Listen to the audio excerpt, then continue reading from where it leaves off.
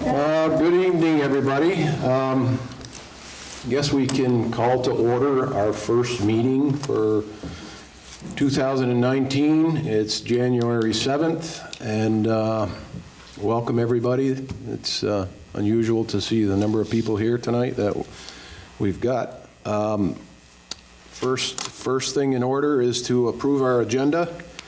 Are there any other additions to the agenda at this time from anybody? I'll make the motion that we approve the agenda as presented. Okay. I'll second that.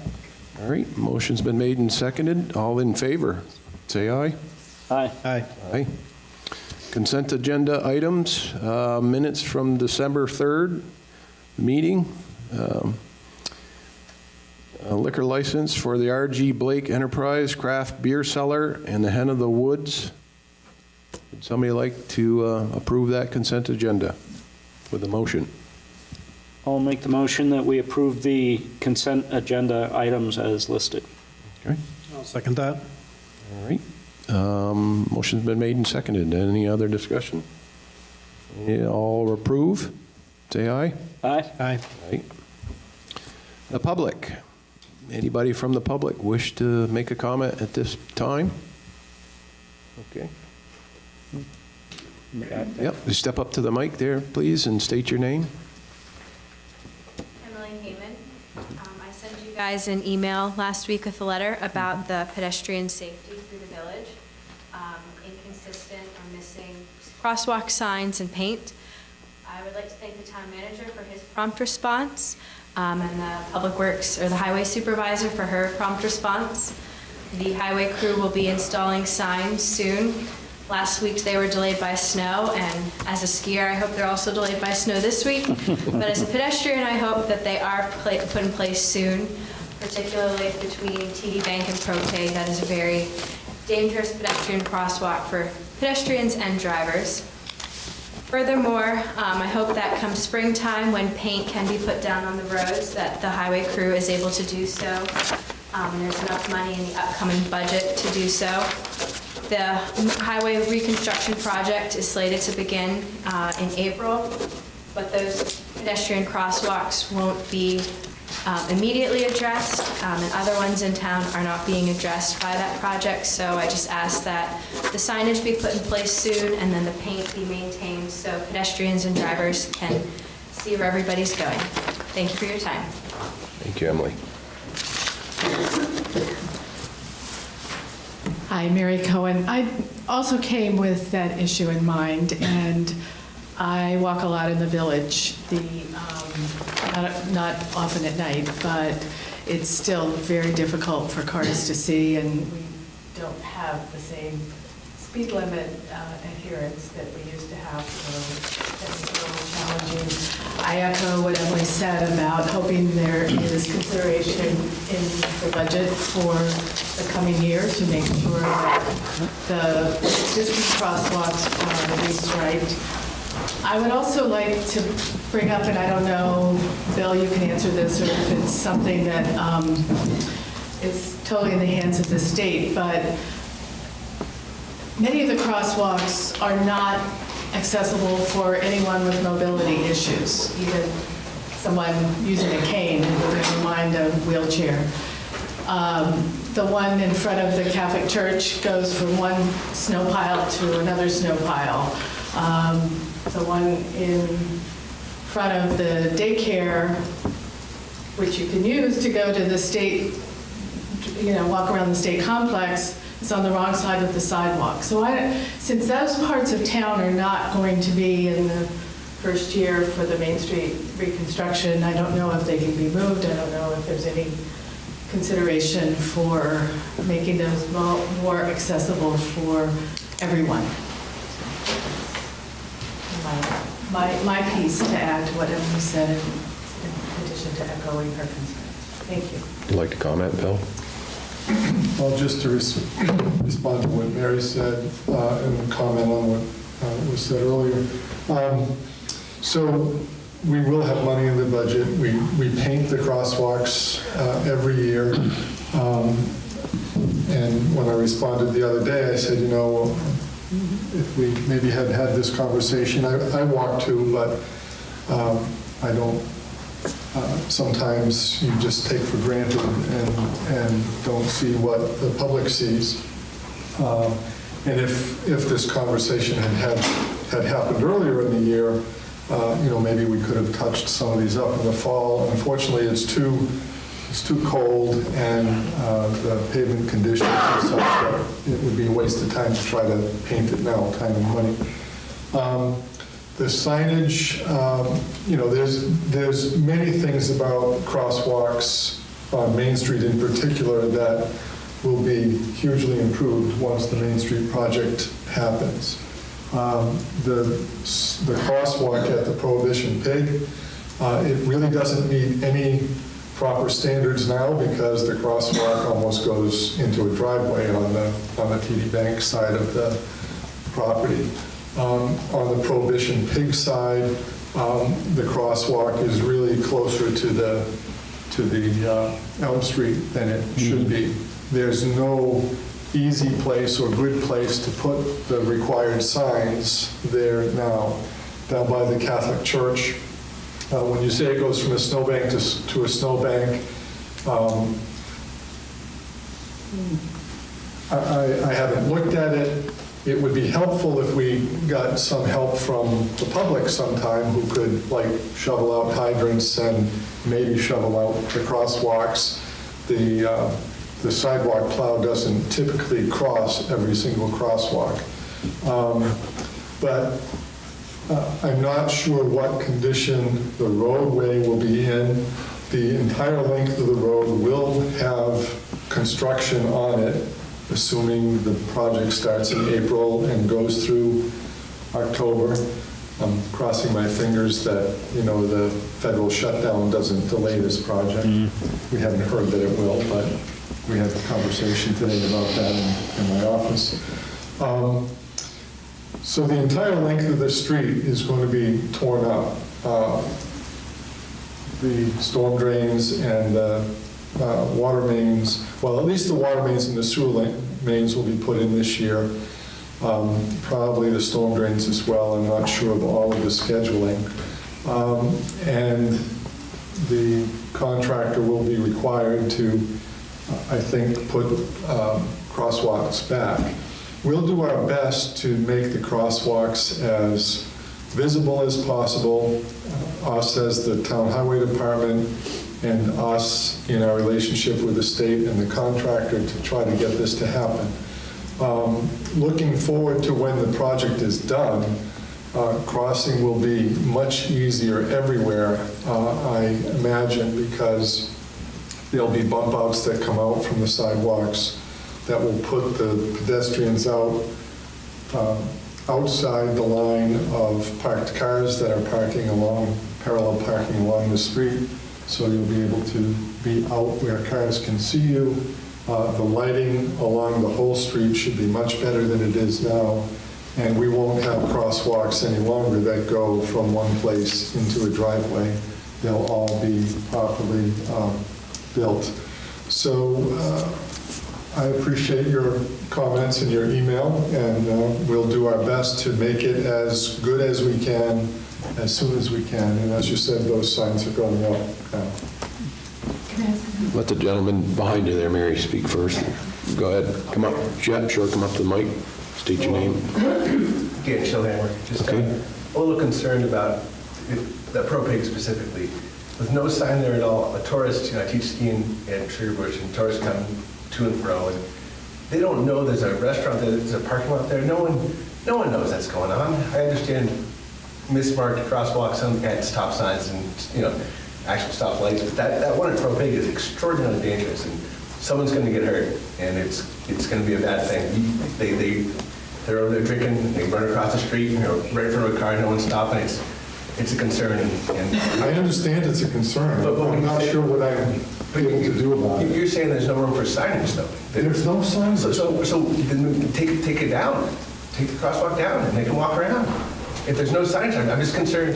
That's all. Well, if you pay attention to what people do, people cross where they feel like crossing. Crosswalks don't mean anything to a lot of people. So Is it better to have a striped crosswalk there that some cars will look out for and see, or just let people walk out of the restaurant and go straight across the street without a crosswalk? I think a sign is needed either way. I mean, I understand, folks are what they're going to do, but you're basically saying the town has no interest in solving that problem. I didn't say that.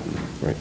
I didn't say that. There's no resource to solve it, you're saying, so it's just, I'm concerned. Thank you. I understand. Mary?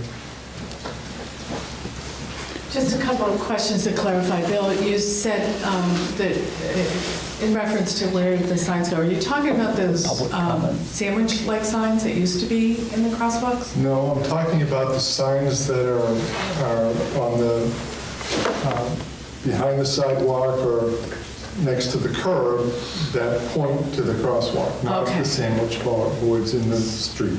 So, because there used to be one by the Catholic Church that disappeared, I don't know. So those are no longer recommended, is that? What signs disappeared?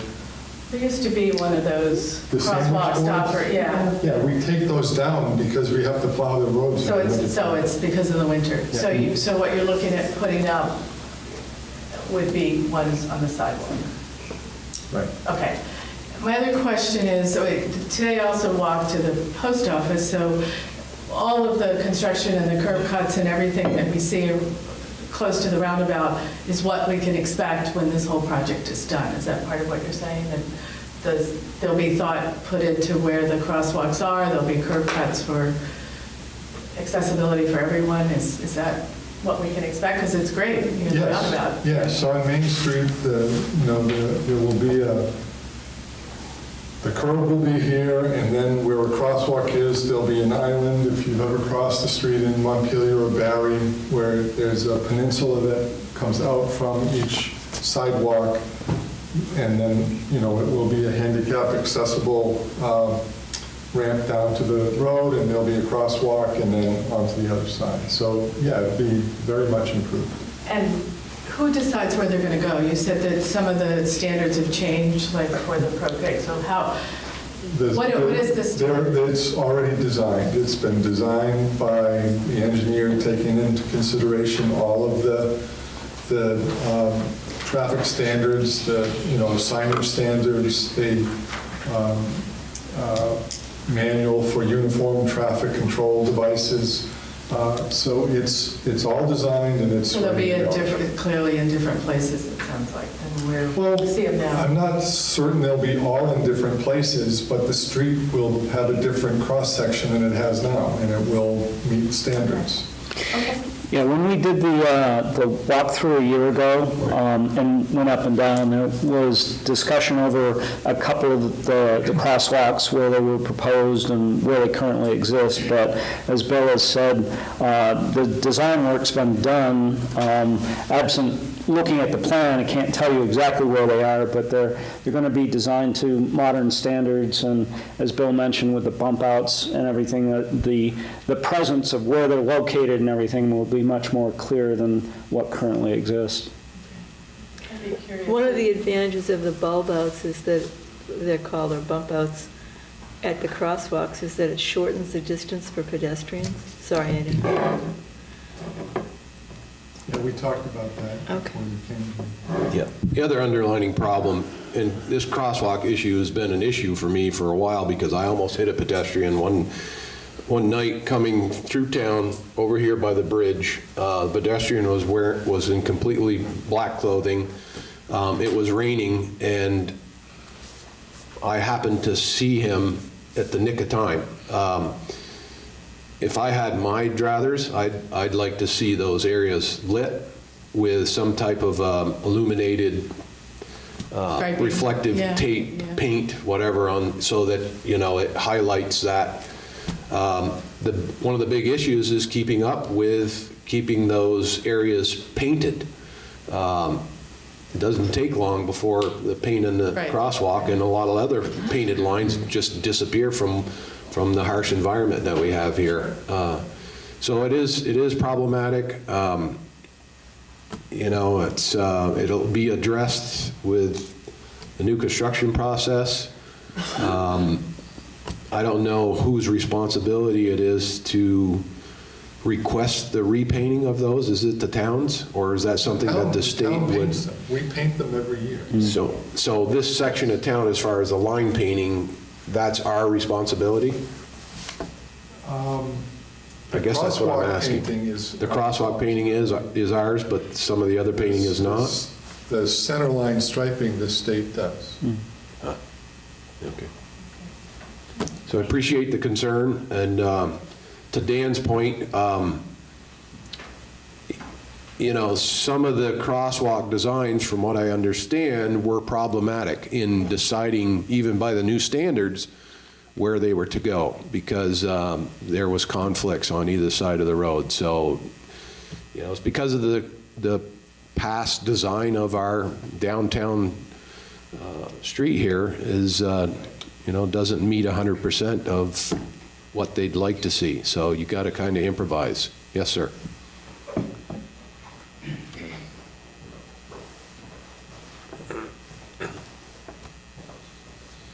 Will Verkasi, 11 Winooski Street. Question and a comment. Question is, are there plans available that we can, to the public? I don't know if there used to be a draft plan. I but think don't know if it's- I think we have a set of plans here. I'm not positive, but I believe we do. Yeah. Prior to Route 100 reconstruction, there was a set of plans, you know, this thick, sitting in here on the bench, but we haven't gotten to that point with the new reconstruction of Main Street. You know, I'm sure at some point those will be available. Yeah, the plans, I'm sure the final plans, if they're not available, will be available here soon. We had several, Mark referred to the walkthrough, we had public hearings, we had right-of-way takings, all of that has been done. There's no more opportunity to change the plans. The plans are final, and they're construction plans now, and they're going forward. Okay. So I guess just one thing that I've noticed is that snow removal is an issue in the wintertime around the crosswalks. People have already mentioned that, but just curious how or if that's going to change with the reconstruction. It's going to become more difficult because of the bulb outs, I suspect. Snow removal along the streets will be more difficult because of the bulb outs. The trucks will have to go around them. And, you know, we do our best now to try to get the sidewalks plowed or blown out. I won't state categorically that every crosswalk gets, you know, the sidewalk plow doesn't cross at every crosswalk. Even if we did that, it wouldn't be done immediately. I mean, it would take several days after a storm. When we have large storms and the highway crew comes in to remove the snow along the curbs, then everything is open again. And that's where it would be helpful for, you know, residents and businesses that were proximate to the crosswalks. If they could shovel out those snowbanks so people could cross, it would be better. I know at the Wesley Methodist Church, crossing over to about where 51 South Main Street, the former office is, I cross at that crosswalk often. I did today, and you know, there's snowbanks there. It's not easy. I understand that. You know, it's typical. You got to understand, we live in Vermont. I mean, I totally winter is a given, and with that comes a bit of inconvenience at times. We can't stay on top of it. We just, number one, don't have the financial backing to do that. We do the best we can when we feel like the snow's gotten to the point where it's becoming a real problem, then we spend the money to clean it up. But it's just one of those things that there has to be some give and take from the public to Yeah. I think practically deal with speaking, that. it'd be easier for me to clear a sidewalk than the entrance to the crosswalk, just because it gets plowed in and frozen. I don't know. I don't think it's going to happen. My personal residence, but I don't know. Well, I mean, if you own a shovel, you're welcome to help out. Well, I know, it's just, it's It's impossible really not, sometimes. it's really not that hard to do. I mean, I'm not trying to pat myself on the back, but I have coffee on Stowe Street almost every day. And when there's a snowstorm and I go into the bagel shop, they've got a shovel inside there, and I shovel a path to each of the doors to the businesses on Stowe Street, on that side of the street. Sure. It's not that hard to shovel it out. I think there's some special care taken on Stowe Street though, possibly. Like, I think about the crosswalk over here by Henders. Gosh, Jess would have to chisel through 6 feet of slush and frozen ice to open that up. And then on the other side, it's not, nobody ever does that. I don't know. There's certainly challenges. I'm not saying that you're not trying or doing a good job. Just pointing that out, that's all. It's some different than years ago, I can tell you that, the way things are done now. Anybody else? Yes, Emily. Follow up to Bill's comment about the pro-pig crosswalks being quite difficult. I echo that because it goes the edge of the pro-pig building, the sidewalk, and then the crumpled up pavement. So I understand that it is tricky for them to find a spot to drill a hole and not conflict with where the cars park and where people have to cross and fit the sidewalk plow. So maybe hanging a sign from the building, if you could get the property owner's permission, or drill something temporary, even though it makes the sidewalk less than optimal, creating that safety visual for vehicles. On the other side, there is the median between the TD Bank drive aisle and the parking lot, which is grass, and their former sign is there but turned off. So it might be easier to drill a sign into that frozen ground. If you've noticed in that TD Bank spot, there's a stake driven in there now, and they've been asked to put a sign there that has a double-faced sign, one in each direction. So it won't be as good as having one right in front of the Pro Pig, but, you know, I can't figure out a way to get the cars that decide to park on the side, on the crosswalk in front of the Pro Pig not to do it, so. Yeah, the double-faced is definitely better than nothing, and I look forward to that, that signage, and I want to thank you guys again for your time. Thank you. I think it would be good if we could, get that set of plans as soon as possible, You're probably here. because there has been a bid accepted for the project, so it's moving ahead.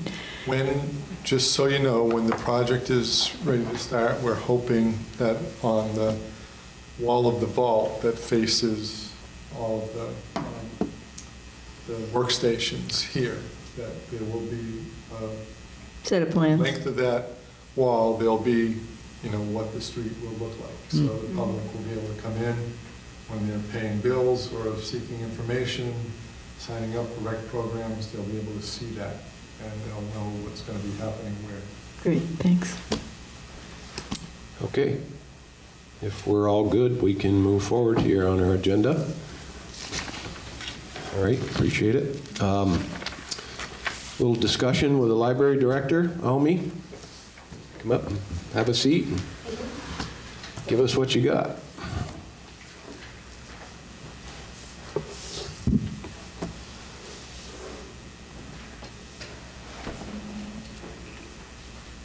Hello. For those of you who don't know me yet, I'm Almi Landauer. I'm the Public Library Director since about September 1st. Hello. Thank you for your time and attention and for giving me a spot on your busy agenda. I appreciate it. My goal in wanting to be on your agenda about once a quarter is to give you an update on what's happening in the library. But since this is the first one, I thought that I would give you more of an overview this time about the library's function and also some facts and figures. And I ask for your patience in advance because I'm still recovering voice-wise from a cold. So libraries in 2018 provide many more services and resources and opportunities for taxpayers than ever before. We are a community gathering space. We are a hub for lifelong learning, networking, and economic growth. Surveys actually nationwide show that public libraries are one of the most highly regarded and trusted institutions in society. We are a cornerstone of democracy, providing equal access and reliable vetted information to everyone regardless of their status. The library needs your sustained support in order to continue to expand the ways that we help promote and sustain a robust and economically and culturally rich community. So what do we do? Well, sure, we have books in all formats, of course, many print books. We have large print books. We have downloadable ebooks, downloadable audiobooks, digital magazines available. We have books on CD for all ages. And we have DVDs available for all ages. I'm continually surprised at how robust our DVD collection circulates. Even in this day of Netflix and Amazon and all of the other streaming services, the DVDs still go out a lot. We also have reference service. And what does that mean? Reference service in library lingo means basically answering any question from anybody that walks through our doors. And it may vary from, can you help me find this book, which is sort of the obvious one, to all kinds of questions about how to access information, how to access local, state, and federal social services, information about what's happening in the community, about how to contact people in the community. So we really answer a lot of questions every day. In addition, I was able to find some savings in this year's digital book budget by switching providers that will not affect what we offer to the taxpayers. And because of that savings, I'm able to, hopefully starting in February, add some new services, which will include online college test prep classes, great courses, which some of you may be familiar with, Indie Flicks, which will be digital movies for streaming, Acorn TV, recorded live concerts, and a whole host of Spanish television shows and movies. Excuse me, Amy. Yes. Apparently, did you switch to a different contract with somebody else for that service? Sort of. It's a little more complicated than that, but yes. Well, my question, I guess, the point I'm trying to get to is, will this savings continue? Is the contract a 5-year contract, a 1-year contract? Yeah, it's a 1-year. Can you offer these services and are able to sustain those? Yes. Yes, from year to it is a year? 1-year contract that you sign each year, but the savings will continue. Okay. It's, yeah, Good. That's a good question. Thank you. Looks like I don't have page 2 for some reason. So let's see. We also offer many other types of services besides things that people can borrow. For example, we have between 15 and 25 public classes, events, and programs every month, that most of which are completely free to anybody who wants to sign up. We have an average of about 15 one-on-one tech help sessions per month with our technology librarian, which can be anything from how do I use my new cell phone to help, using a complicated Excel spreadsheet and everything in between. We do what's called interlibrary loan, which means we borrow things from other libraries for our customers, and we also loan out things to other libraries for their customers. In 2018, we borrowed about 2,600 items for our people, and we loaned out about 780 to other libraries. We also have about 120 website visits per week, and we have over 600 Facebook followers who see our posts every week, every day. And we had, I think we had, for some reason my page 2 didn't print, and I didn't notice that, so I'm going from memory here, but I believe we had about over 52,000 visits in 2018 to the library. And our circulation was somewhere north of 36,000 items for the year 2018. So those are pretty healthy statistics for a town this size. I wanted to share a couple of stories that illustrate some of the ways that we help people. We had recently a taxpayer come in and wanted suggestions for a book group that she belongs to. And the parameters that she gave us, she needed help deciding what titles. She said she wanted good books, both fiction and nonfiction, for a group of retired professional people. They couldn't be too new, and they couldn't be too popular in case people had already, read them. And they needed to be able to find about 20 copies of each of these books for their group.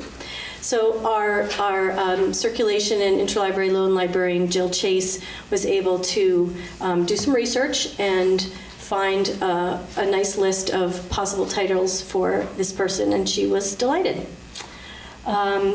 We also partner with other organizations in Waterbury, and we work with the school librarians as well. We had one of the librarians at the middle school was looking for titles at a third grade level for a student that also tied into a movie title. And our youth librarian was able to give her a list of what we owned, which was about 8 titles that we owned, both the book and the movie. And she and her student were able to decide what they would read and view, and they were very happy that we could provide them with a list of age-appropriate titles and movies that were easily available to the student.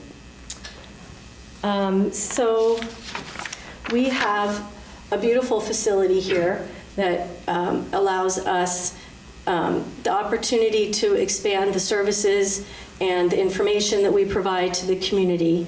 And in order to do that, I ask for your support for the 2019 library budget, which you will hear about in detail next week when the commissioners come before you at your first budget meeting.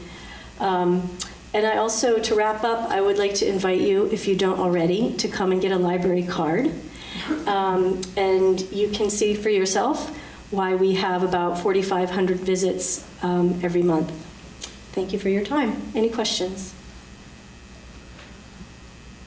Okay. I've actually got 2, and I want to apologize for interrupting you before that other question, but if I'd have let you go on, I would have forgotten it. Okay. So that's why I asked you then. Are you aware or have any knowledge of possible membership increases since the new library came into function, and or any additional donation funding as well? Any idea of that, or would that be the commissioners? I can tell you that there was a surge of new members when the new library first opened. I don't have the exact figures at my fingertips, but we do keep track of those statistics. As far as the funding, I know that the Friends Group is currently in the midst of their annual fundraising campaign, which is basically a letter that goes out to people in Waterbury. And I know that I was at their meeting this evening, and they're running about the same as they were last year. I'm not sure, I wasn't here when it went, 2016, 17, when they moved into the new building. So I'm not sure if there was, I know they, obviously they had a successful capital campaign to help build the new building. I'm not really sure if you take that out of the picture, how it's run from year to year for the last couple of years. Yeah. That would be a question for the Friends. Yeah. Yeah. Okay. That was my only questions, Okay. and if the rest of the board's all set, then Okay. So I'll see you in a couple months, and I'll give you another update. thank you very much. Thank you. Thank you. Tell me.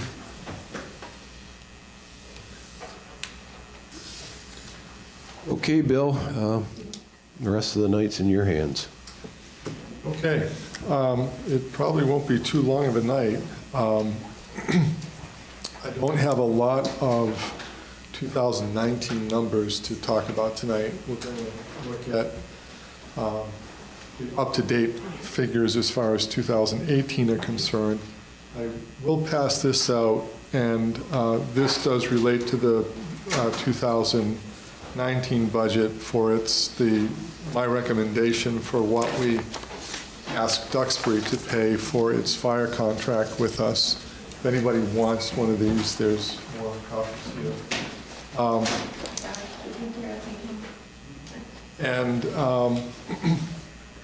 Just for, I guess especially for Kate's information,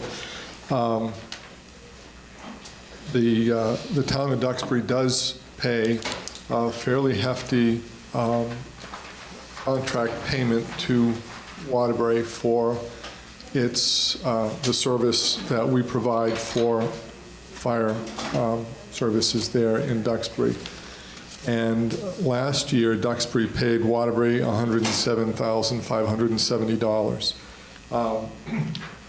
What I'm proposing, and I've already sent this to Duxbury, I try to get it to Duxbury as early as I can for a variety of personal reasons this year. I wasn't able to get it out to them until last week. Oftentimes, I try to get something out the last week of December, but the way Christmas fell, and then some travel that I had that I couldn't get it to them before the first of the year.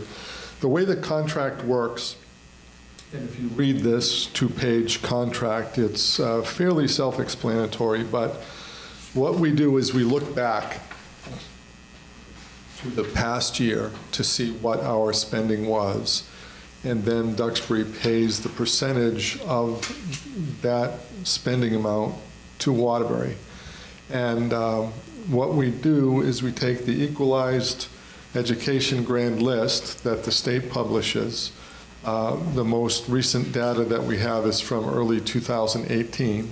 And you can see there, just down like 2/3 of the way down on the page that I gave to you, Waterbury's equalized grand list for 2018 was $7,511,200, and Duxbury's was $1,690,170, and Waterbury's percentage of the total 9.2 million is 81.63, and Duxbury's percentage is 18.37. There's a further discount given Duxbury because the town of Moortown covers South Duxbury. So there's about 17% of Duxbury's grand list that Moortown covers. So we take the $2.9 million grand list and we remove that 17% from the equation, and Duxbury then the grand list drops down to 1.4 million. You see that on the second to bottom line there. And Duxbury's equalized grand list drops to 1.4, and then the total is 8.9 million. So Duxbury's share of the budget, the way this contract is written, is 15.74%. And then you can see that on the budget page that's attached, when I did this, the amount that Waterbury had spent was $730,000. And I knew when I did this that the spending for Waterbury would go up some, and it may go up even more. I think it ended really with the up-to-date numbers that I have now. Waterbury actually spent $742,000, about $4,800 more than budgeted. But I would recommend that we offer Duxbury the contract based on this $730,000 that I proposed to them. One, it's been the way we've done it from the beginning. We use a number, I make an estimate at the end of the year, and send that to Duxbury so they can consider it.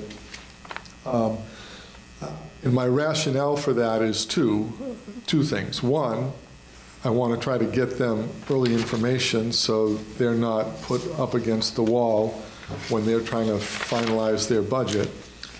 And then I also understand that, this contract is, I think it's a good deal for Duxbury, but it's also a good deal for Waterbury. And Duxbury doesn't get to vote on our budget. So to give them the benefit of the doubt, if you will, if you added $12,000 to this budget, the incremental amount that we would get would be very modest, $1,200 or $1,500, something like that. But that $1,500 is considerable more money when you look at Duxbury's grand list compared to ours. So, and then there were some things in the 2018 spending that when you look at the budget that you'll see in a few minutes when we look at 2018 for us, we budgeted $66,710 for dispatching. We really spent about $69,300. This budget that I used to establish Duxbury's rate, I used the $66,710. Again, we got caught a little bit blindsided by Capital West. They changed their formula. We used to just have a straightforward formula based on calls and grand list. In 2018, after we put our budget together, they decided that they were also going to charge us for the number of pagers, if you will, that we have out there. So the ambulance and the fire department together have about, I think it's about 66 or 70 people altogether that get toned out, and they added that into the formula. So there's a few reasons why, the budget was a little bit higher. One of the things that I did, you'll see in the budget, not on the budget that we've given to Duxbury, but the fire department budgeted $161,835 to transfer to the capital fund, where we pay for the debt service on the fire trucks. We used to transfer the money for the debt service for the building from the fire budget to a capital budget for the fire building itself. But since only the fire building is in that, it doesn't make sense to make the bookkeeper balance two different funds. So there was, a $1,500 or an $1,800 deficit in that fund that I wanted to eliminate. So I just transferred enough money from the fire department there to zero that out. And that's money that's staying with us, and it's really not for the operation of the fire department, so Duxbury shouldn't have to pay that. Right. So anyway, I'll stop there. If you have questions, I'll try to answer them. Marie is here from Duxbury. Are you the chairperson of the board, or? Yes, I am. Okay, so welcome. And Marie is new to the board. Were you elected last year, or were you appointed this year? I was elected last year. Okay. So I think this is the first time that she's going to be going through this process. I met with her and talked with her a couple of times when we met with the folks from WASI. And then we had a couple of conversations about this when I sent this budget to her the other day. She responded to me by email with some questions. I've answered them. I'm not sure I've answered them to her satisfaction, but I did answer her.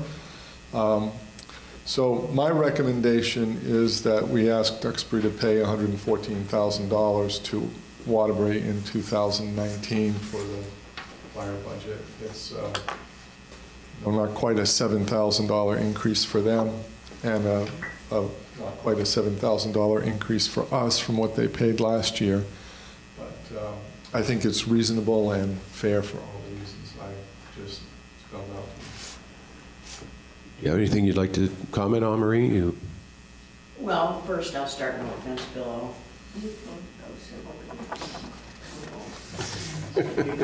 Don't mean to put you on the spot, but if you'd like to talk with somebody. I've never seen this process, like you said, I'm new. May as well be comfortable. I was okay over there. I'm Mari Pratt, I'm the chair of Duxbury Select Board. Don't really have questions. Bill was very, very informational and helpful. I am looking to see, because if you only cover the 17, 18%, 85%, and the 17 or 18 is not covered by you, and you go by an education list, I am doing an overlap. It's gonna take time, so that's why this is nothing. An overlap to see if dollar-wise, it can be adjusted. Because if the fire department, Waterbury Fire Department only covers 75% of Duxbury via value, which I don't know if that makes sense or not. Well, it does, I understand the question. We've been using this formula, probably back to 2008 or 9, maybe, I don't remember exactly. And when we put the formula in place, it was the town of Duxbury who sent to us and said, this is what you cover and this is what you don't. Now, at the time, it was what we were covering it's not 17% of the land area, it was 17% of the grand list that Moortown will cover. Now, I've just assumed that as the grand list in Duxbury grows, that the town is growing the same way. If you have different information and you want to tell us that, all of the increase in value over the past 6, 7, 8 years, however long it's been, has happened in the 17% of in the part of the town that we don't cover, you're more than welcome to give us that information. But the information, where the line is, was established by the fire department, Moortown Fire Department, with the concurrence of the Duxbury Select Board. And then the Duxbury, Tom Vickery was doing the appraisal for Duxbury, and he did the appraisal here. And he put it all on paper and he said, this is what the grand list that you're covering in Duxbury is. So it could have changed over time, but I don't have that information, and I don't want to go over there and try to put a value on something. And that's why I said I was doing the legwork. It doesn't mean it will change, and I don't even know if it anything that is doable. Because I don't know exactly where the line is as far as like what Capital West recognizes and the other ones like that, the dispatcher and the Moortown and the actual fire department, what they recognize is the proverbial line. So I can't point it to you on a map right now, but I'm sure Gary Dillon could tell us what's in and what's out. And I am working on investigating that, but that still doesn't mean it alters. You did an awesome job explaining this when I did come to you with those questions, and that made it a lot easier. It is a big jump, plus with WASI this year, it is kind of rough. That is most of the, We have the same WASI as, we have our share of WASI that we're going to have to cover.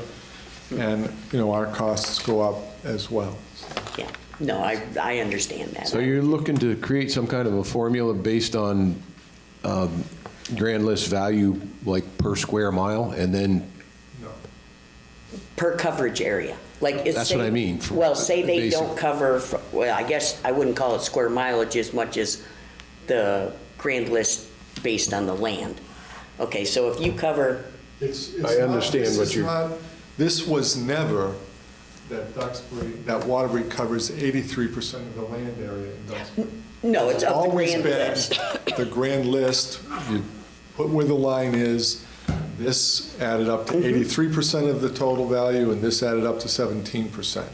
So the line is in the same place. The only thing that could have happened is that either more building happened in the 17% area. In this area rather than in this area. Right, and that's really up to them to tell us. That's what I was trying. right, and that's why I said, that's why I hadn't come to you, because I know this is going to be very difficult. work, and I wouldn't ask anybody else to do it. I understand what you're getting at. Yep. That's all. Okay. Thank you. Thank you for your time. Appreciate it. Thank you. Thank you. The only question I had, Bill, again, was back to the WASI, and this, and I'm sure it'll come up in your papers you're probably going to hand out, but was that originally, if I remember right, is that a $45,000 estimated cost from Gary back when he first brought it to us? So that, yeah, that's a pretty good jump. Okay. All set with that? If anybody's got any other questions? So Jane, you all set? I would ask if the select board wants to propose this contract to Duxbury, $114,000 for 2019, I would ask you to make a motion on that. You were looking for an answer on that tonight, then? Okay. Anybody have any issues or concerns with the contract? No, the math seemed to make sense to Okay. me. The explanation was good. And in light of that, I would make the motion that we approve the fire protection contract for the town of Duxbury as presented by Bill. For the date of? Well, the draft is 1/3/19, and it's for the contract year April 1st, 2019 through March 31st, 2020. Okay. Is there a second? I second that. All right. Any further discussion? Seeing and hearing none, all those in favor of supporting the fire protection contract for the town of Duxbury for the ensuing year, please say aye. Aye. Done deal. Thanks.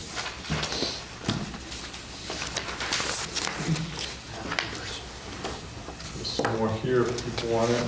This is really, there's no 2019 numbers on here. I have started work on the 2019 budget, but haven't really gotten far enough into anything that would be worthwhile talking about tonight.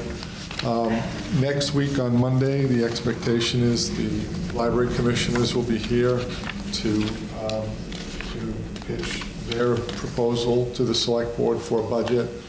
I'm hoping that Celia will be in, as well as Bill Woodruff, to talk about the highway budget and the parks operating budgets.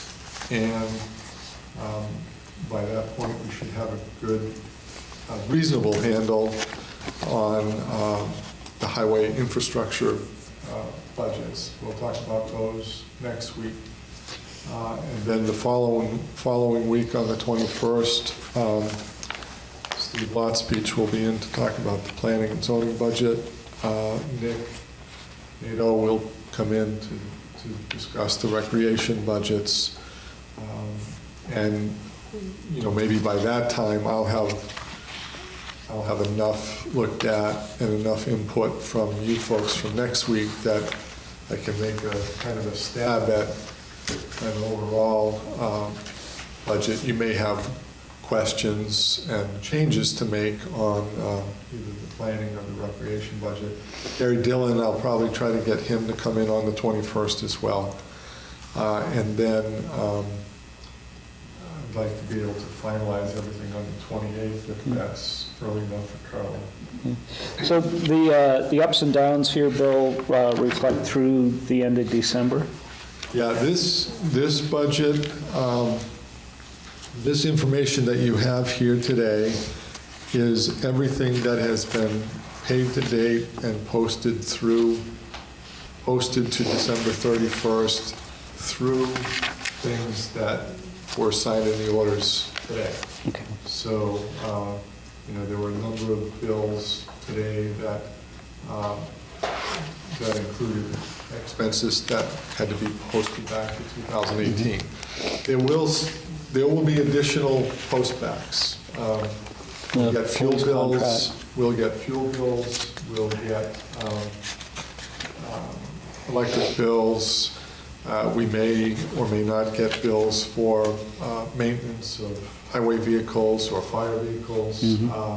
If we bought salt on December 30th and haven't got the bill yet, that will be posted back. I did I did add into this, I think, Mark, the full price. We haven't paid the state for the last quarter of the state police contract, but I know what the number's going to be, so I filled that in. I think you saw the email I sent to Ingrid and Lieutenant Whitefield today, just asking for it, and the response back was that, well, we always send the bill after the quarter ended, but they sent it before the quarter ended the first time. I decided I didn't have to point that out. All right, so on the first page, there's a couple things that will change. The first page is revenues. We haven't yet closed out everything as far as posting all taxes, so I'm hoping that the property tax line there comes up a little bit from what it is right now. It says that we're down $235,000. It's a little bit of a head scratcher to me because we don't have $235,000 of delinquent taxes. So I'm hoping when final adjustments are made, when we adjust the balance sheet for deferred revenue, that we'll pick up some numbers in that line. Excuse me, Bill, is there a guesstimate off the top of your head of the amount of delinquent at this point? Less than 150,000, I believe. Moving down the page, so that's why there's a question mark next to that arrow that points up there. I'm hopeful it's going to happen, but I don't know for certain. The state grant for the V-Trans liaison, that's the money that the state reimburses us for the time that Barb Farr is spending doing work for both the Route 100 and the Main Street project. We have not billed the state yet for the final, for the last month of the year, so that will go up a little bit. And don't worry about that line if it's under. Right now, it's $8,500 under what we anticipated. If that was really the last number, that would mean that Barb didn't work that amount of time. So we have been reimbursed for everything, all the time that she's worked on those two projects, we will get reimbursed for. So that's kind of a line that will wash out. Moving down the page, there's shows right now a $13,500 deficit from the Historical Society. Tracy Heather is the archivist that we hired last year. We pay for her time, and this week I will determine, the final posting of the payroll from 2018 just happened last week. So I'll add up her pay and all the benefits that go along with that, and we'll send a bill to the Historical Society. We'll post that back to 2018. So she didn't work quite as much as we had budgeted, so that will be something less than 13.5, but it will be much closer to 13.5 than it is to 0. So that's going to go up. There may be some other minor increases on the revenue page, and whatever the changes are will be made. Flipping over to page 2. Can I ask one question? The mini camp loss there, is that just a wash because that's a situation? And I'll get to that in a couple minutes, but many of those lines in the service fee, especially with recreation, if we didn't take in the income, we didn't have an expense. So we thought we were going to have $25,000 worth of income from mini camps, and if we did, we would have had a lot more expenses. People didn't buy the service, we didn't run the program, we took in what we took in. So I'll show you in a minute that didn't hurt us, Chris. Any other questions on the revenues? Okay, on page 2, this is the general government and the public safety. You can see there the red numbers are where we spent more than budgeted. Nothing real out of the ordinary except telephone and office supplies. I'm still looking into office supplies a little bit. Some of that may end up getting spread out to other departments or other funds, but we still spent the money. It just may not end up here. The telephone, the utility telephone internet line, throughout the budget, you will see overspending in that line. We put a new phone system in this year. It was not completely in the budget. We had money in the budget, in the municipal building operating fund for a new server and new computer system. We had an analysis done of our phone costs, and putting in a new phone system that's tied to Comcast, if anybody has at home, internet cable, telephone with Comcast as opposed to consolidated, whatever they're called. They used to be Fairpoint, they used to be whatever, known as a telephone. We ended up doing the same thing, and we actually put a phone system in. So there's a considerable amount of upfront expenses to buy and install that system. And in 2018, we'll end up spending more money than was budgeted in that line. But moving forward, the cost savings will pay us back pretty quickly for that. And it wasn't anything that I felt was so egregious or out of the ordinary that I had to come and get permission to do it. It made sense to do it. So you'll see those telephone lines are somewhat higher in every department. Even with the telephone and office supplies being up in the general government, we spent about $15,500 less in that than we had budgeted. The public safety line department, I should say. Could I ask one question about the audit? I'm sorry to interrupt you. Yeah. Why do we have such a large remainder? Yeah, so the audit didn't start until December. What was it? So that's going to be a carry through. Yeah, so we'll pay it, and that's going to be an overage. But I think I'm going to talk to the auditor whether we have to post it all back to 18 or if, so anyway, they didn't come until December, and their bid, even though we have $10,000 in the budget, their bid, and they were the low bidder, was $22,000. So we're going to overspend one way or the other. Yeah, we did. But they, unlike the previous auditor who just sent us a bill when he was finished, they send us Proportional bills. billings as they go along. I think they bill monthly, so we got an incremental bill in December, and we'll probably get the last one in January. I'm sorry, I'm a little, where are you on the page 2? 3/4 of the way down on the commercial audit, the 8948 figure. Okay, thank you. So public safety, we paid, as I said, I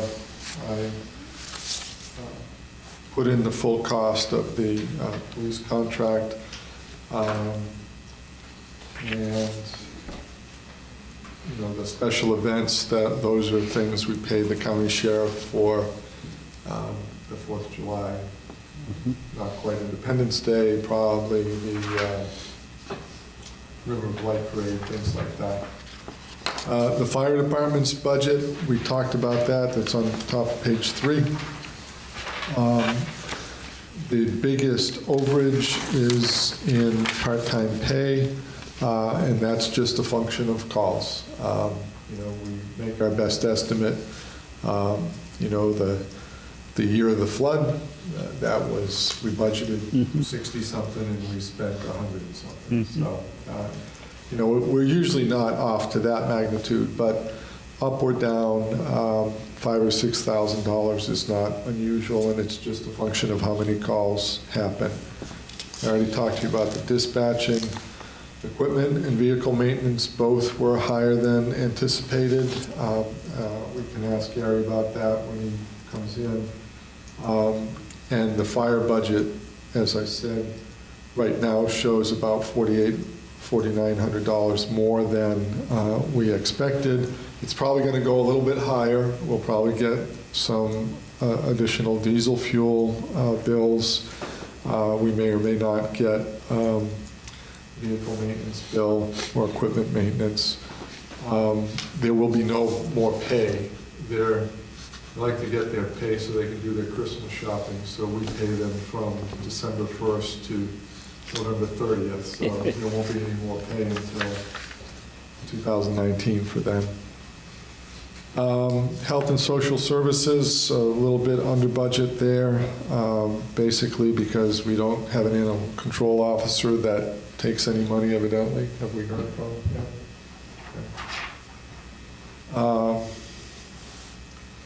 And then in the pool, and we can look at page 3 and 4 kind of together because these are all rec programs and pool and rec administration and parks. So we spent almost $6,000 more in the pool budget than we anticipated. But if you look back on the first page, we expected $28,500 in pool income, and we took in almost 43. So, that we paid more for pool expenditures got covered more, fired away by pool revenues. What I've handwritten in at the bottom of page 4, the left-hand column there says budget. So we budgeted $380,695 for recreation altogether. So that would be pool, programs, rec administration, and parks. If you add those 4 totals up, it comes to $386,95. We anticipated $133,000 of income, so we thought recreation would be a net cost to us of $247,695. We actually spent about $28,000 less than we budgeted for recreation for those 4 programs. We took in a little less money than we thought we would take in, but proportionally we took in more. So the net cost for the recreation was really $223. So we didn't make money on recreation, but we had a lower net expense than we budgeted for.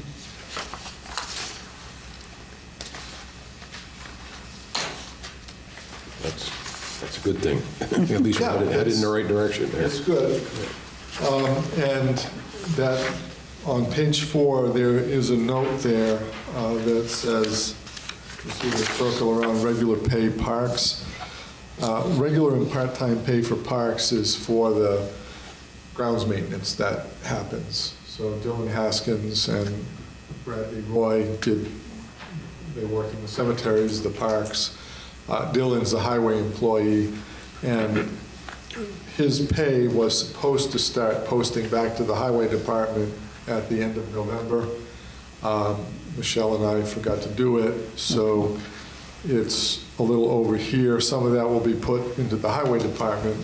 Unfortunately, the highway department, you'll see in a minute, is already overspent on its payroll, so adding more to it isn't going to help, but it will make the net cost of the recreation look a little better. Page 5 is planning, debt management, and special articles. In the planning budget, we were almost right on the dot. We were $2,000 less than we thought we would spend. The zoning administrator's pay is higher than we budgeted. We moved Dina up from 30 hours up to, I think we moved her up to 30 hours, and she's been working more than that. I'll have to look again at what her hours are, but based on her time card today, she took 6 hours for holiday time. So I think our budget for her is 30 hours a week. 3/4, and 6 is 3/4 of 8 for holiday pay, so,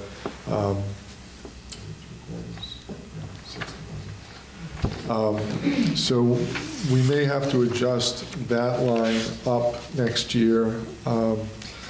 You can see, I think, part of the reason why we paid more for Dina's time, and she worked more than anticipated. If you look back on the first page again,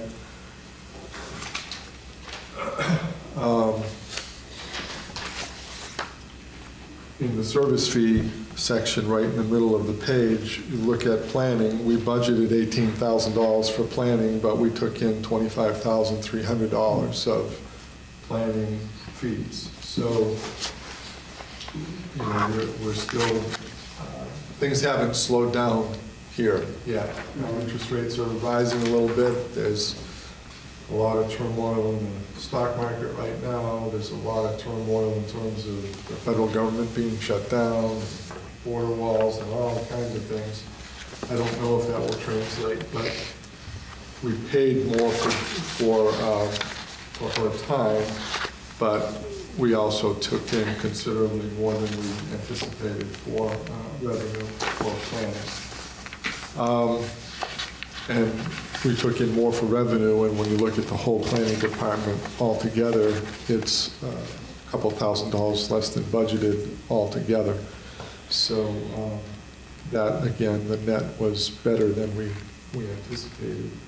The debt management, that $109,400 just gets shipped off to the Fund 76, where we pay the municipal building operating fund debt service for this building. The library kicks into that as well.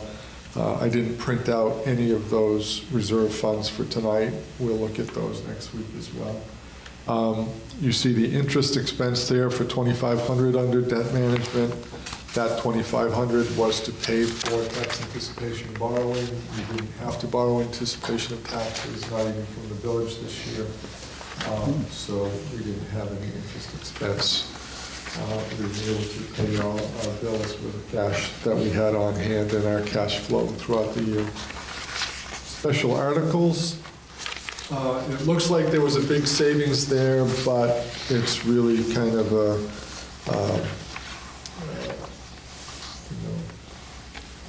disguised savings. We, at town meeting,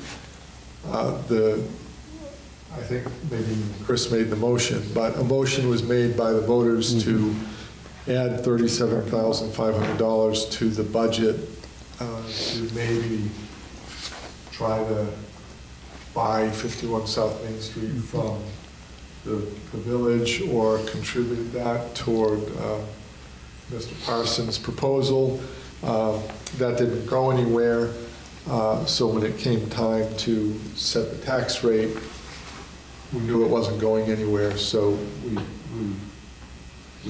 I eliminated that and didn't raise that $37,500 just for the heck of raising it and have it in the fund balance. So the fact that we're budgeted $94,600 and only spent $55,000, we didn't raise taxes for that $37,500 anyway. So it's really, you know, we spent 100% of what we were anticipating spending in the special articles. So with all of this, the general fund, we ended up,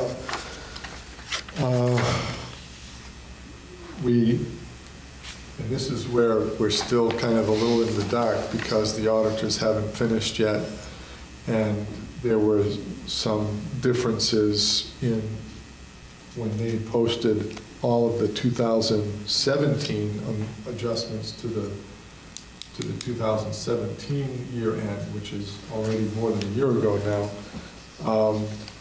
It looked considerably different than I thought. So we had $138,864 fund balance, I thought, when we started the year. But I think they have to combine certain funds that we don't typically combine. The fund balance that shows up right now, if you look at 2017, is over $200,000. And I haven't talked to the auditors about it yet. But even with the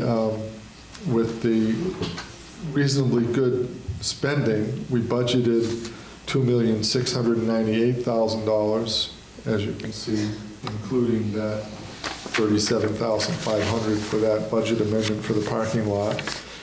We spent $2,604,000, almost $605,000. So if you added that 37 in there, you'd be up to 644, 642 or something like that.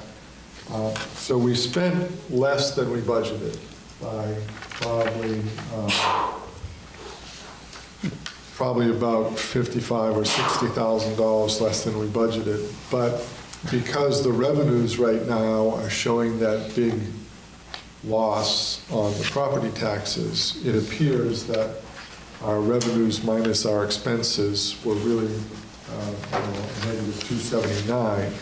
I'm not too worried about this yet. I think we're going to be, I think in the 3 operating funds, we will have a small deficit this year going into 2019. I can't tell you right today what it is. I'm hopeful that by the 28th of January, when we have to finalize everything, that I'll have a reasonably good handle on it. But from a spending perspective, we did fine. All in all, in the general fund. I'll stop there for a second in case anybody has questions on the general fund.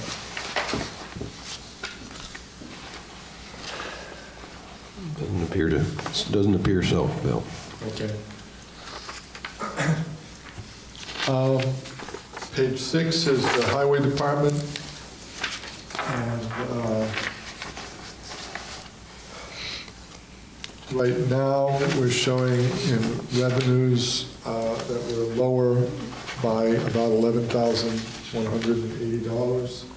I think that will go up a little bit. I know it will go up a little bit. The 2 line items kind of right in the middle, the pool cross charge, the $3,000 that was budgeted. I never got that paid before the end of the year, so that $3,000 will be posted back. It's going to come from the general fund, so it's not doing us any great, it's just going to make the highway department look a little better, and it will make the pool look a little worse. But that will move in.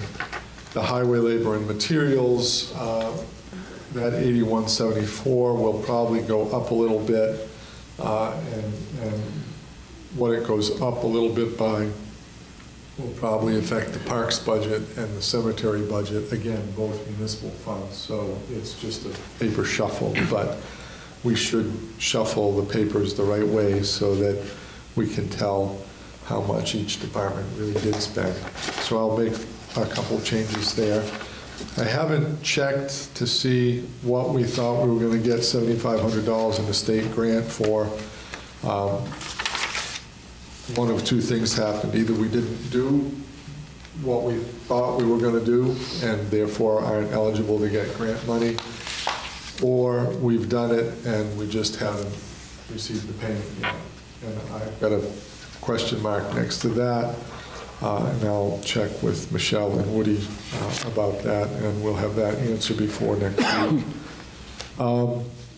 There may be a little bit more money coming from WASI for fuel. I'm not sure if they've paid their December bill or not, but you can see that we usually try to budget conservatively for revenue, so the fact that they paid more than we budgeted is not unusual. It is a little unusual that they've paid, considerably more. Usually it's more by, $800 or so. It's about $3,200, $3,300 more this year. And part of that just is that fuel was a little higher for much of the year than it has been. And we paid more for gas as well. So the revenues are pretty straightforward there. I don't expect big changes. On the on the expense side of things, you can see the regular pay for parks, well, not parks, that parks should not really be there anymore. Regular pay line, we spent about $4,300, $4,400 more. If I move some money from the Parks Department, because Dylan started working on the highways back in November, that will go a little bit higher. There's a couple reasons why that number is higher than anticipated. One is that Celia was out for a considerable time for 2 different medical procedures this year. One of them was long enough that she was able to move on to disability, which saved us a little bit of money. She stopped getting paid and was paid through a disability insurance policy that we paid for. But the second time that she was out, she was not out long enough to be eligible for disability money, so we were paying her sick time, and then we kept Bradley Roy on, the kid who was helping in the parks, because we just needed an extra body to get things done.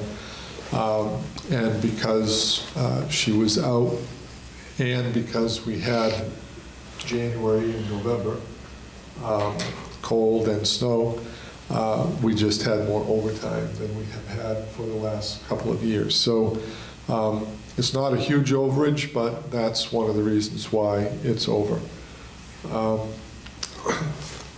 Other things in here, the Social Security and the retirement, those are over. Those are both functions of the payroll line. So when the payroll line is higher, the retirement is going to be higher. Some of that retirement from the highway will be moved to the parks budget, because Dylan is a full-time employee who's paid, who receives retirement benefits. So I think the parks budget probably has a retirement line that probably needs to be backfilled a little bit. Parks, retirement, we budgeted $1,100 there and haven't spent any, so that again is just a paper shuffle. Moving down, clothing and safety wear, minimally over. Legal services, we had to deal with the guy on Sweet Farm Road who was here a few weeks ago,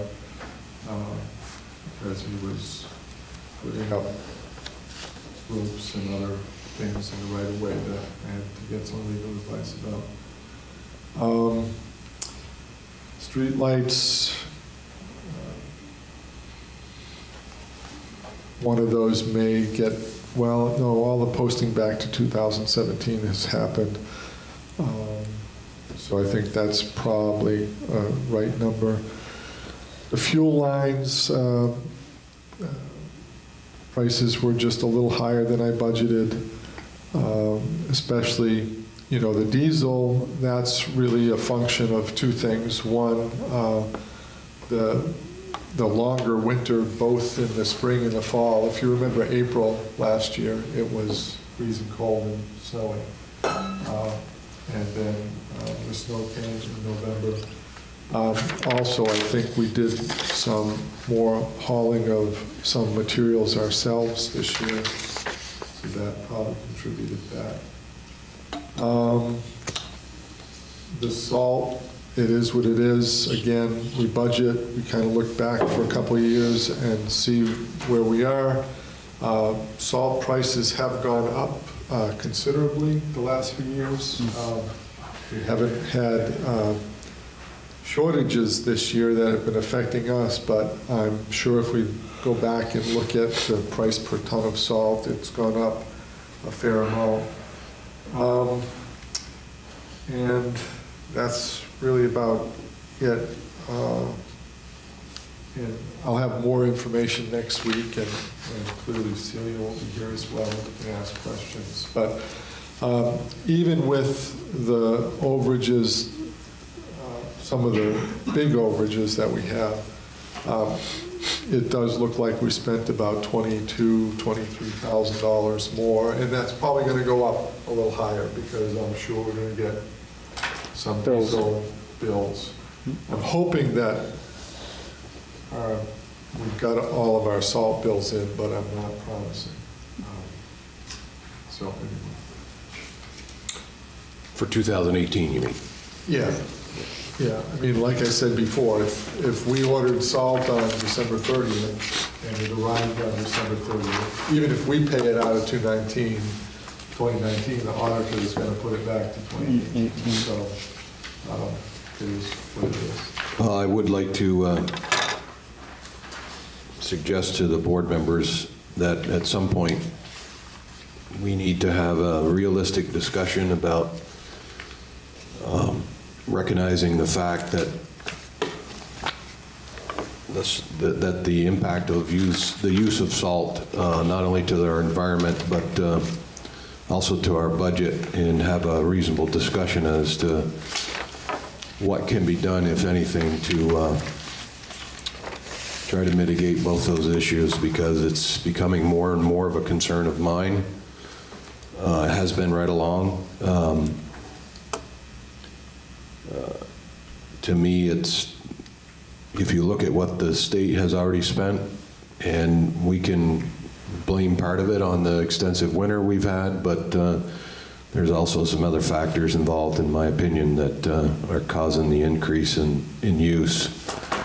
And I think it's time that we take some time and have a down-to-earth discussion about it, if at some point in this budget discussion. So, Well, I would people suggest consider that the best time to have that discussion, whether it be about price, whether it be about extended winters, or whether it be about philosophy of using salt, that we have that discussion next week when the highway foreman and the public works director are here. Yep.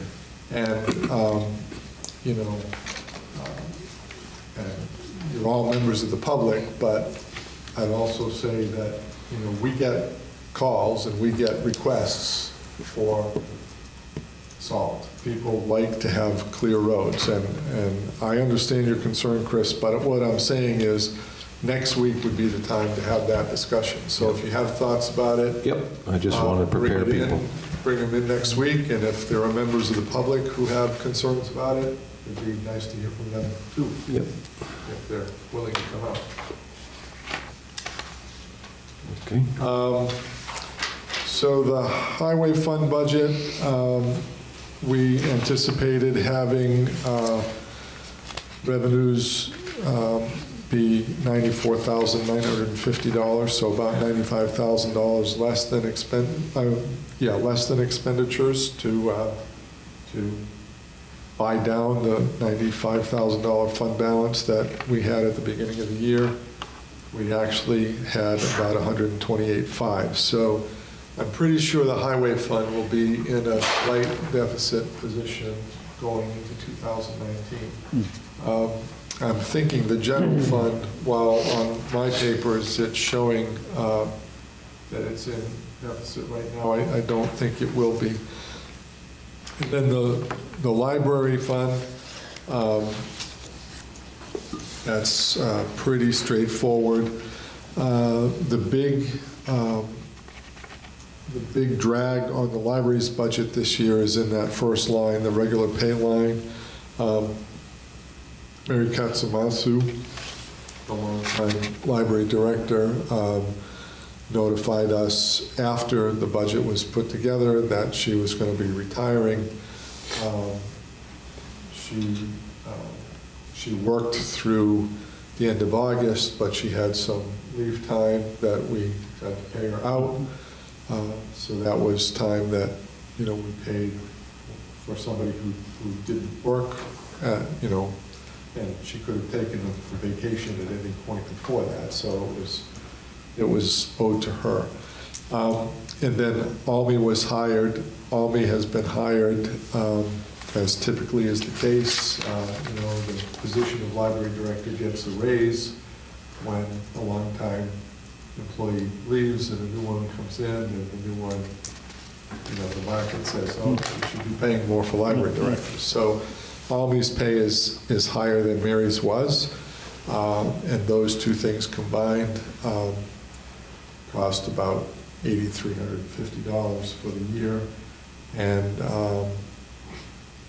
the part-time pay was a little higher than anticipated. Some of that may have to do with some vacation coverage. And then the health insurance line, next week when you see the library budget, there'll be a big difference between 2018 and 2019. For the 17 or 18 years that Mary was here, we didn't spend anything on health insurance for her because she never took it. Almy takes it. So that's why the health insurance line is $2,500 higher last year than we anticipated. It's going to be considerably higher this year because we have 2 people in the library department that will be taking it now as opposed to 1 last year.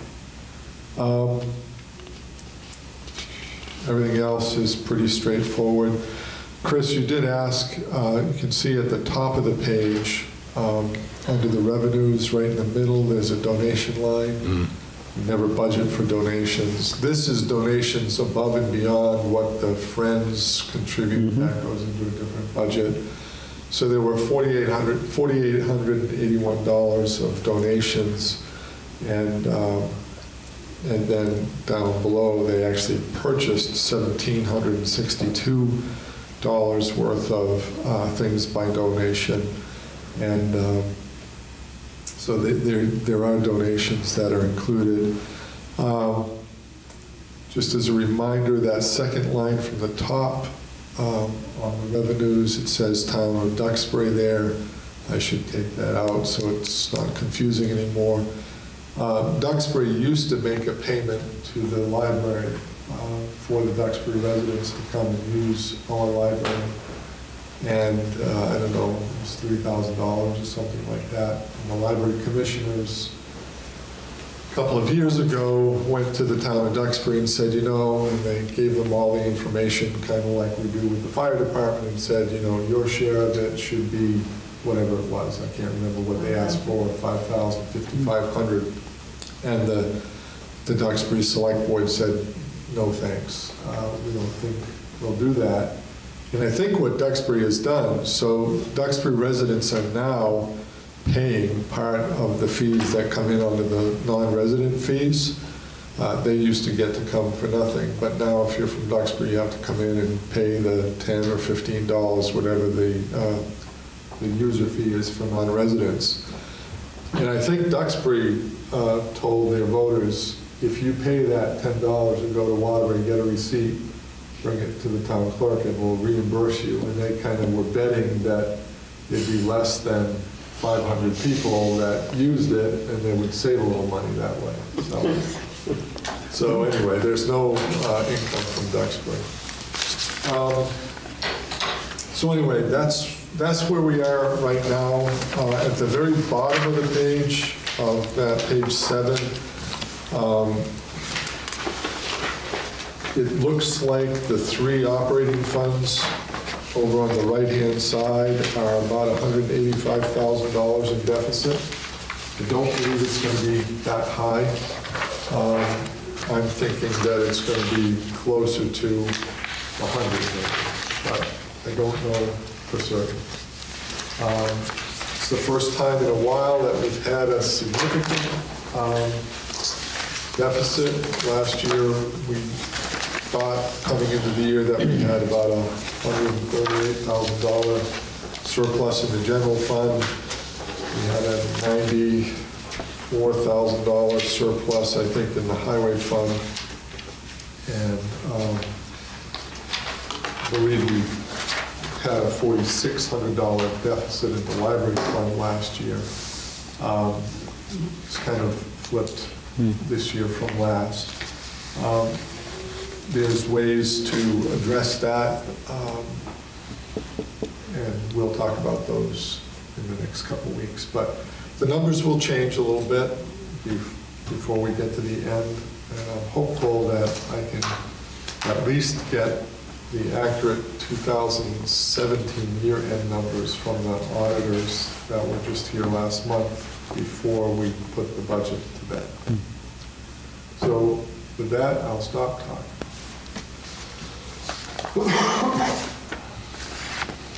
Okay, it's premature at this time certainly without all the information in front of us, but I, quite honestly, based on some talks with Bill and my own perception of where we're at, that this year will be like none other than the last few. It's not going to be a cakewalk like it was the last few years. I'm afraid that we may see an increase that none of us will be happy with, but that's speculation at this point. Right. Speculation at this point. Yep. I did want the board to know that, this is just a shot in the dark at this point. I don't know if any of you read the paper, the last paper there was an article in there from the vice chair of the Stratford Selectboard, made some comments about some of the things that the legislative body should consider trying to do to help with some problems here in the state. I phoned him this morning. We had an hour discussion. One of his ideas was to put a possible gas tax on the current price on gas right now. To his suggestion was to help the state generate revenue for not only the state but the towns. My conversation with him basically said, in my opinion, the state can pound sand for a while. They've gotten the bulk of the revenues here for themselves for the last number of years, and with the conditions of the roads in this town and the costs, that or the revenue sources that we lack to deal with, not only just our paved roads, but all of our road infrastructure, bridges, sidewalks, culverts, and so on.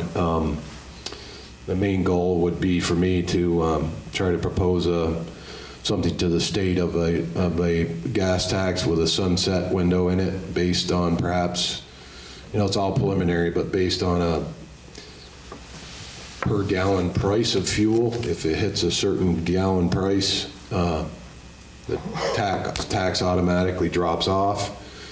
But to try to generate some form of revenue here that would go directly to the towns based on a formula that the towns would have to put forth prior.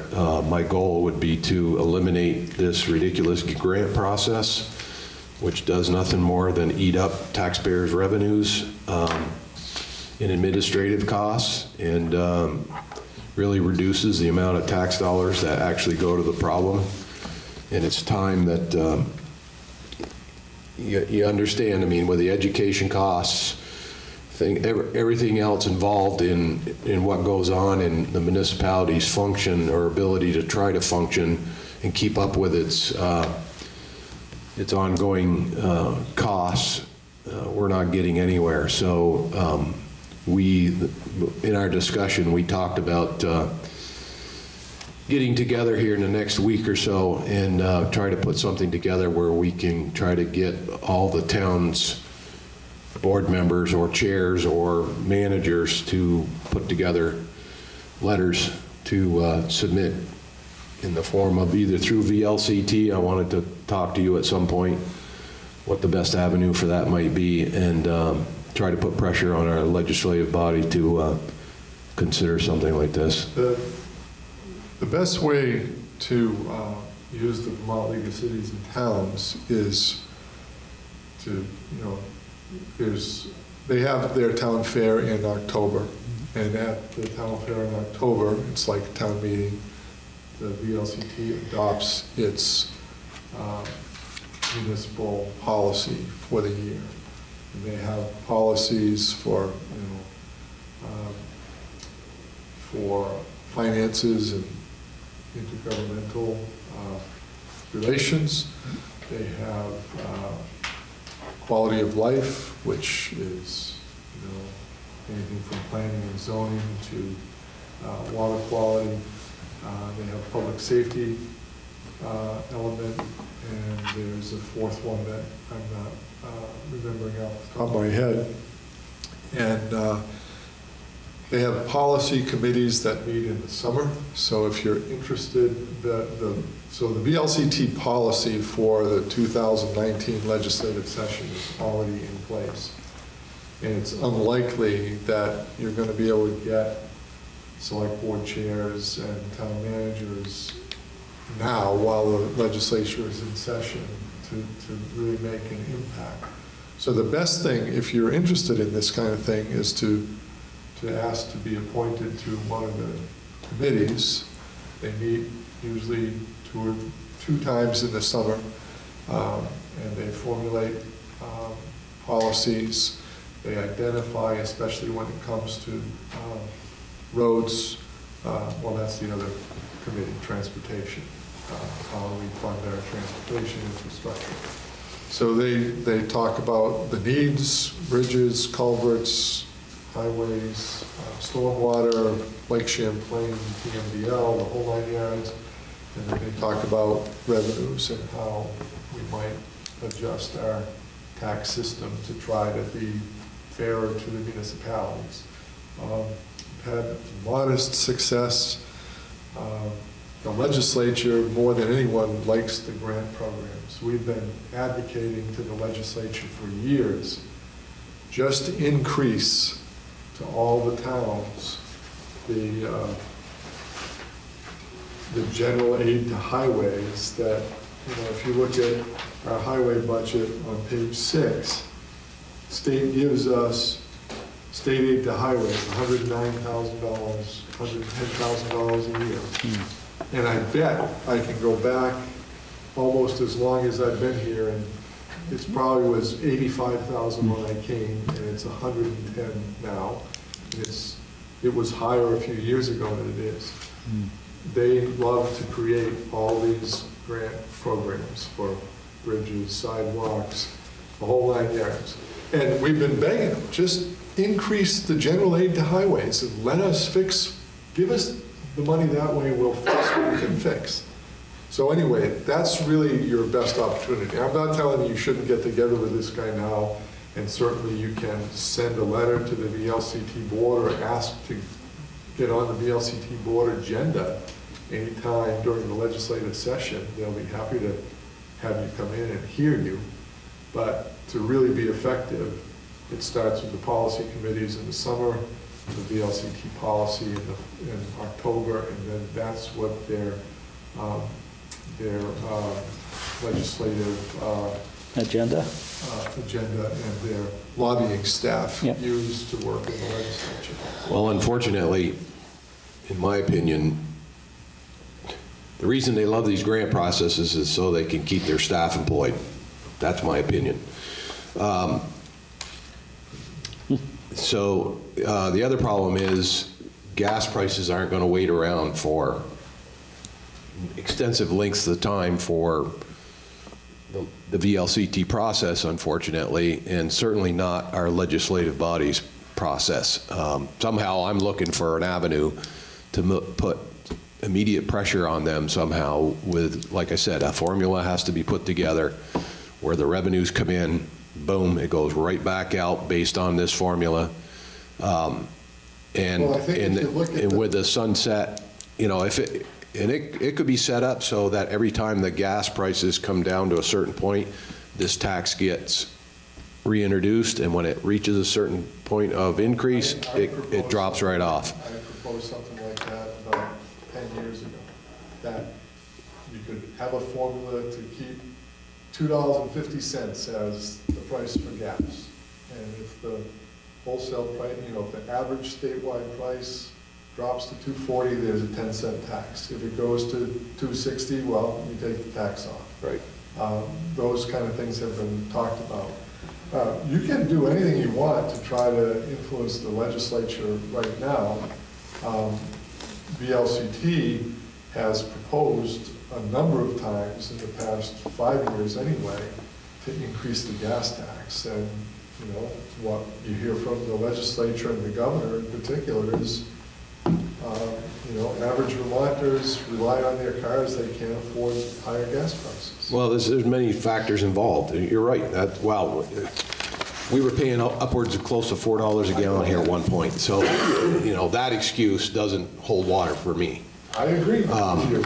Yeah, so there's other factors involved. So they can't afford the additional gas tax, but they can afford to pound their vehicles over roads that are so horrible that put their vehicles in the garage every other week for repairs.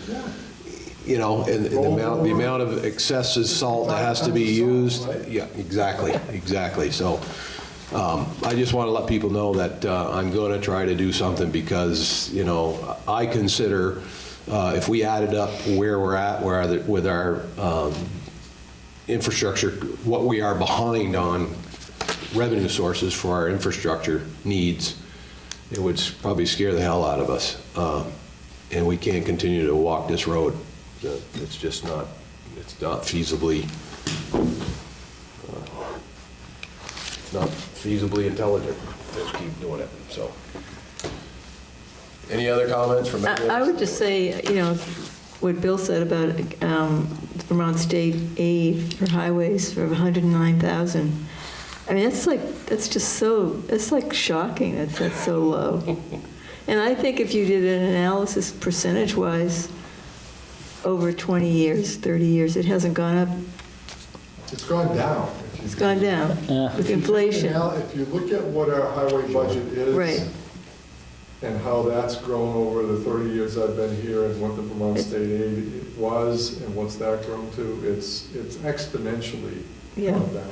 Yeah, if you just look at the cost per ton, for God's sakes. I mean, in the amount of miles, yeah. I think that you could get towns all on board with that one. They're already on board. I know. Well, it's time to, what I'm saying is, yeah, it's time to put the hard some pressure. because that's ridiculous. Yeah.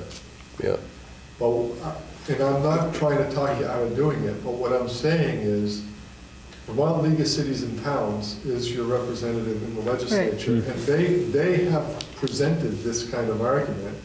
And, you know, there's a local government day in the legislature in February usually. You should sign up and come. You should, keep me in mind of that, because I will actually do it. What was I going to just suggest to you, Jane? You can have a conversation with Senator Mazza about... Well, him and I are not on good terms from a few years ago when I gave him a piece of my mind.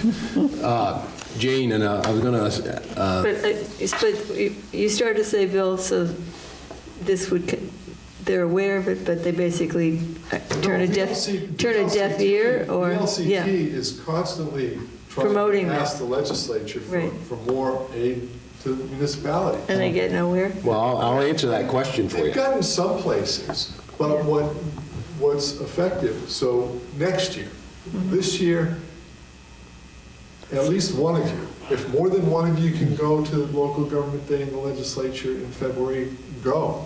And the legislative committees are pretty reasonable about letting you talk.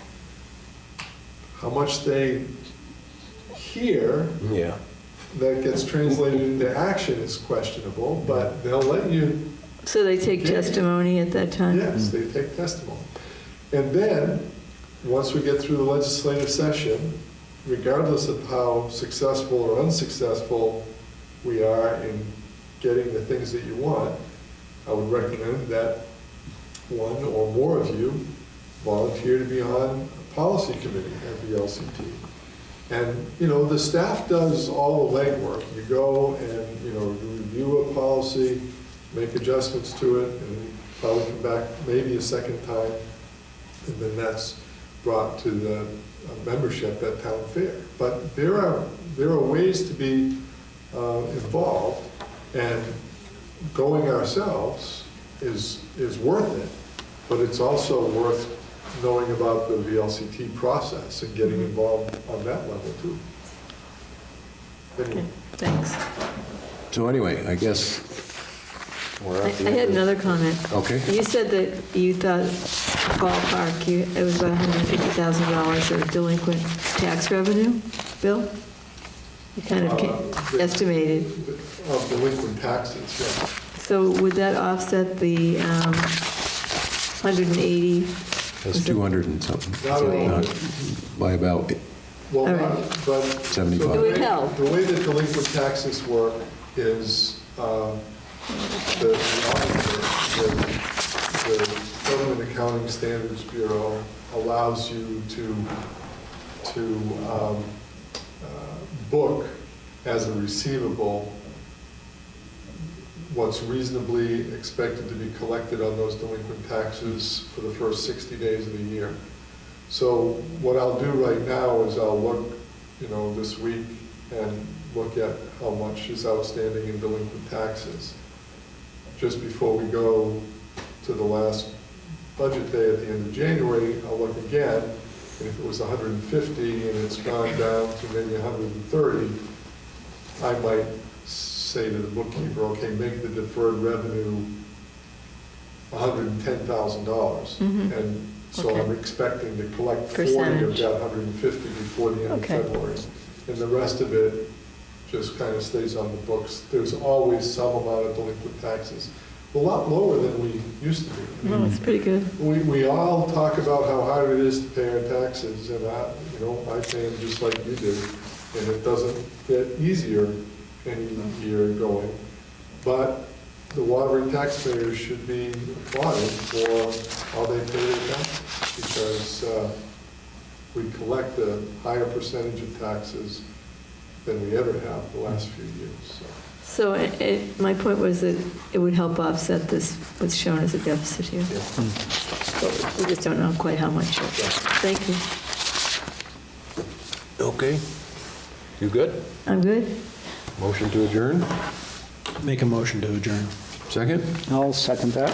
All in favor? Aye. Aye. Thank you very much.